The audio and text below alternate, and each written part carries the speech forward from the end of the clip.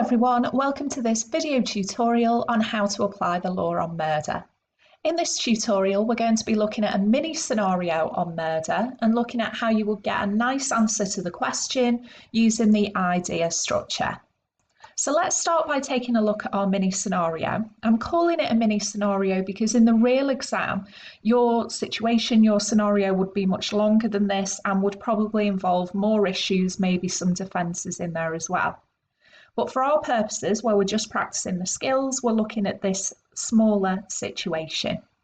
So let's take a look at what's happened here. Lucy's looking after her baby niece, Evie. Evie will not stop crying. Lucy shakes Evie. Evie stops breathing and an ambulance is called. A tired doctor misdiagnoses Evie. Evie dies of brain damage. And you're being asked to discuss Lucy's liability for the murder of Evie because, of course, she's died here. So you have to apply the law on murder. Whenever you get a scenario like this in the exam, the first thing you should do is exactly what we've just done, read through it. And then I would read through it again and highlight any particular issues that jump out as being relevant here. And in order to identify the issues that might be relevant, you need to think back to the law that you're being asked to apply. So here we're being asked to apply the law on murder. So we need to think back to all of the rules on murder, and I'm just going to switch my slide over now as a reminder. Switched to the murder summary slide here, just to remind you of what we've seen on the law on murder. So if you recall then, our definition of murder comes from a judge called Lord Coke from the 17th century. The actus reus here is in red. It is the unlawful killing of a reasonable person in being unto the Queen's peace. And a big part of the actus reus for murder, don't forget, is that it must cause the death. So the unlawful killing can be a positive act or an omission, but it must cause the death. So all of our normal rules on causation come in here as well. Factual causation, legal causation, including novus actus interveniens. All of this is part of the actus reus. Must be a human, mustn't be in war. So that's your actus reus. We've then got the mens rea in red, malice aforethought, express or implied. And we know that that means intention to kill, which can either be direct intent, aim, objective or purpose was to bring about the prohibited result, or it could be oblique intent coming from Nedrick, that death or serious injury was virtually certain and the defendant realised this. Implied malice aforethought means that they had intention to do GBH, Vickers. So that's just a reminder there of what we already know about murder, and it's important to think about that when you're looking at the scenario in front of you. So let's go back to our Lucy scenario. Here it is. So we're looking at this now that we're thinking of murder. So when we look at this situation, Lucy shakes Evie. So we've got a positive act there. Evie's a human being. It's not in war. An ambulance is called. And as soon as I see that ambulance being called, I'm thinking, uh-oh, is this novus actus interveniens? So at this point, I will be getting my highlighter and seeing here that we've got a doctor has misdiagnosed Evie. So Lucy's going to want to argue that yes, she shook her and yes, she's dead, but actually Lucy's going to say it wasn't me that caused her death. There's been a novus actus interveniens. This doctor has broken the chain. And we would have to apply what we know about doctors and medical treatment breaking the chain here. And it says that they've misdiagnosed her. I would be going with the general rule that medical treatment's very unlikely to break the chain of causation. It's not palpably wrong. Doctors will make mistakes. You know, it's not a Jordan situation where we've got more than one incident happening. So already in my mind, I've decided, yeah, okay, that's not great, but it's not going to have broken the chain. I've then got to think to myself, right, so I think she's met the actus reus. Do I think she's got the mens rea? Now, she's looking after her niece. Clearly, she's not intending to kill her niece. It's just that the little girl won't stop crying, which is massively frustrating. And it might be that a case jumps to mind here. Anyone thinking of a case? Woolin? Yeah, and sometimes the examiners will do that. They'll make a scenario look a little bit like a case to give you a clue as to what you should be talking about. So Lucy doesn't directly intend to kill her, but the issue is, does she have oblique intent? Is it virtually certain that death or serious injury will occur if you shake a baby, and would she realise that? So it's going to be a Nedrick Woolen situation. And unfortunately for Lucy, I think she probably would have oblique intent and could be guilty of the murder of Evie here. So I've worked out what I think the answer is myself, and that's what you should do in the exam. Highlight it, decide what you think the answer is, and then we need to think, right, how am I going to write that in a way that's going to get me maximum marks? And that's where we go back to our idea structure. So the idea structure then, IDEA, remember that I stands for identify. So this is where you're identifying who your defendant is and what crime they might be guilty of. Maybe have they got any defences? We've not got onto that yet. Okay. D, you're going to define the crime that you think it is using the actus reus and the mens rea. E, you're going to explain your actus reus and your mens rea with the cases that we've studied in class. And A, you are going to apply whether the defendant meets every element of the actus reus and apply whether they meet the mens rea. So if we were doing this for Lucy and Evie, my I would be Lucy, because she's my defendant, might be liable for the murder of Evie because she's my victim. My D would be the actus reus of murder is the unlawful killing of a reasonable person in being under the Queen's peace. Mens rea of murder is malice aforeth or express or implied. At that point, I'm just listing the AR and the MR because I'm going to explain them fully in my next step, in my E. And this is where you're going to go through all the cases that we've studied in class. And if I just quickly switch back to that summary slide we were just looking at, in your E, you are basically explaining all of these cases. And then the final stage, you are applying them back to your character.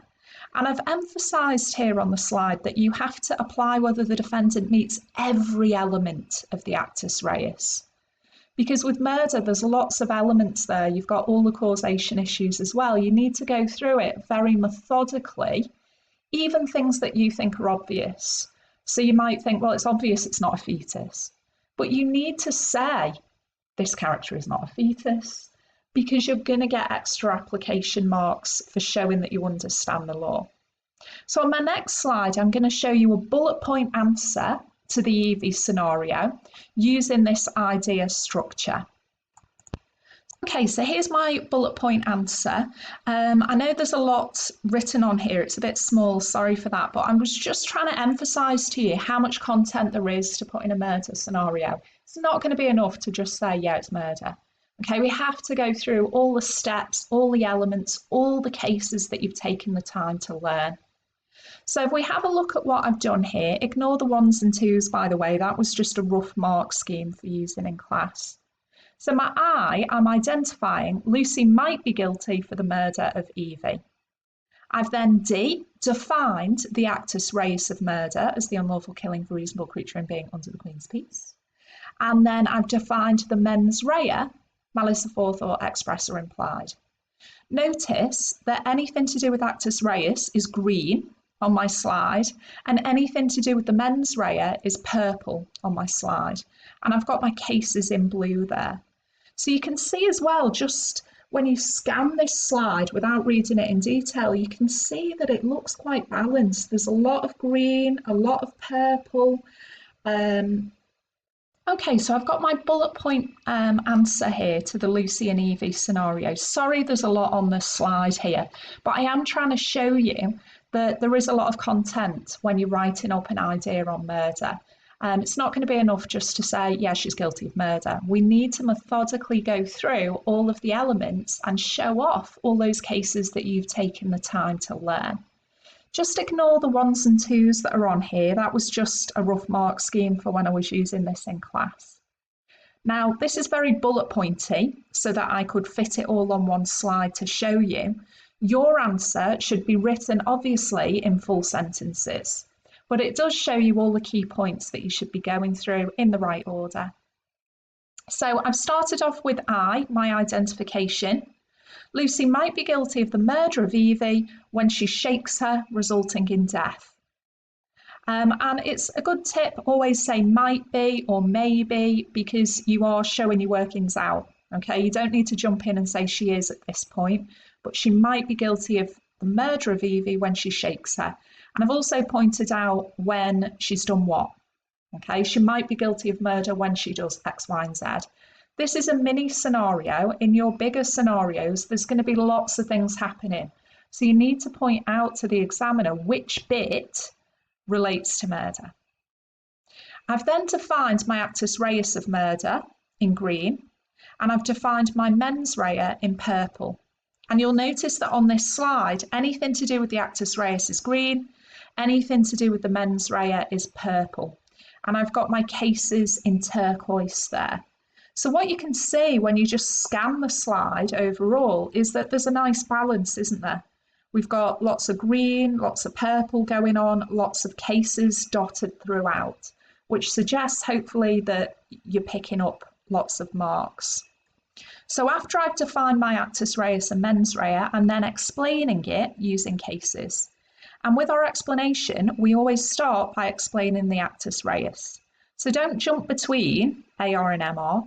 Do your actus reus, fully explain that, and then move on to your mens rea. And you can see here I've gone very methodically through it. So firstly, the killing must be unlawful. It's not unlawful if it's self-defense. It might be a positive act or an omission, so you could throw a case in there.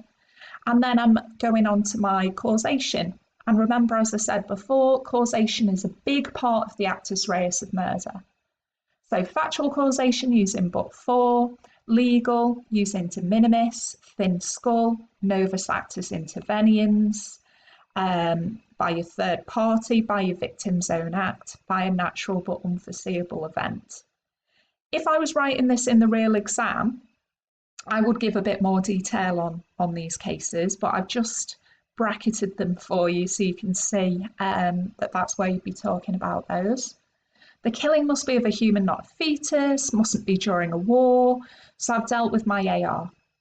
And then going on to my MR, can be direct intent, indirect intent, or intention to cause GBH. So I've got a lovely explanation of all of murder there. And then I need to apply all of those elements back to Lucy. And your explanation is almost like a checklist. If you get a nice explanation, that will help you to apply the law, because you can just scan back and go, right, did Lucy do an unlawful killing? Was it a positive act or an omission? Does she meet but for? Does she meet Kimsey? Yeah, you can use this as a checklist to help you. So Lucy meets the actus reus because she's unlawfully killed a reasonable person in being. The niece isn't a fetus. She wasn't killed during a war. You feel like you're pointing the obvious out here, but go ahead and do it because you'll get application marks for it. Shaking her seems to be the cause of the death, but the doctor might be a novus actus interveniens. And this is where I would talk about my doctor's cases. And I would say, you know, it's unlikely, it's palpably wrong here, and say why. Because it was just a misdiagnosis. It hasn't happened twice. It's not as bad as Jordan, etc. Then I've gone on to my mens rea. Lucy's going to say she didn't intend to kill her, but we can use Nedrick. I've also pointed out that Lucy's case is similar to Woollin, and it's virtually certain that this would result in death or serious injury. She must have realised this. And it's going to be the jury who are entitled to find that she has the mens rea for murder, but they don't have to. That comes from Matthews and Aline. And my conclusion is it seems likely that Lucy will be guilty of murder. And again, you don't have to give a definite answer. You can say it seems likely, or on the basis of this, it seems possible that, okay, but always try and conclude. So I hope that's been helpful to you in how you apply the law on murder. Whatever scenario you get, please just follow this same structure through.